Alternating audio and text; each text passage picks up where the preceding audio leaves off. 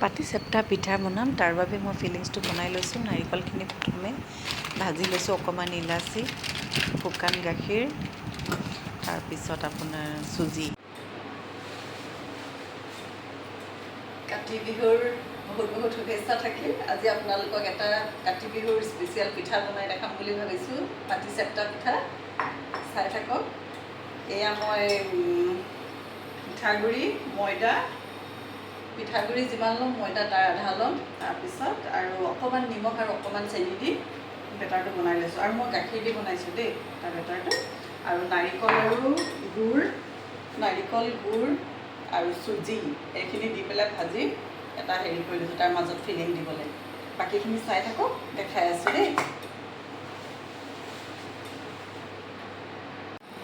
এতিয়া প্ৰথম বেটাৰখিনি এনেকৈ দি ল'ম, দি পেলাই তেনেকৈ ধোচা হেৰি কৰে যে তেনেকৈ মানে হেৰি কৰি ল'ব লাগে, স্প্ৰেড কৰি ল'ব লাগে।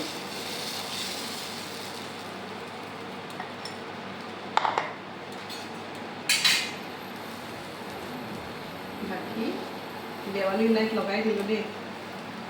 নেক্সট আকৌ দেৱালী ভিডিঅ' আছে যে সেইটো কাৰণে একেবাৰে লগাই লৈছোঁ।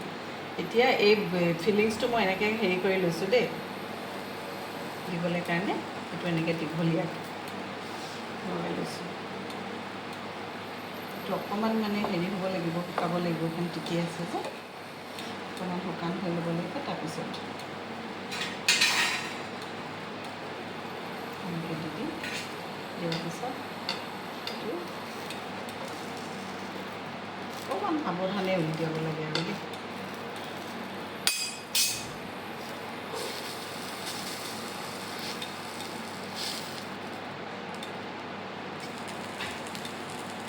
তাৰপিছত অকণমান সময় হেৰিয়াত থৈ দিব, টেৱাখনতে অকণমান সময় থ'ব, তেতিয়া মানে ধুনীয়াকৈ ফুলে হেৰিটো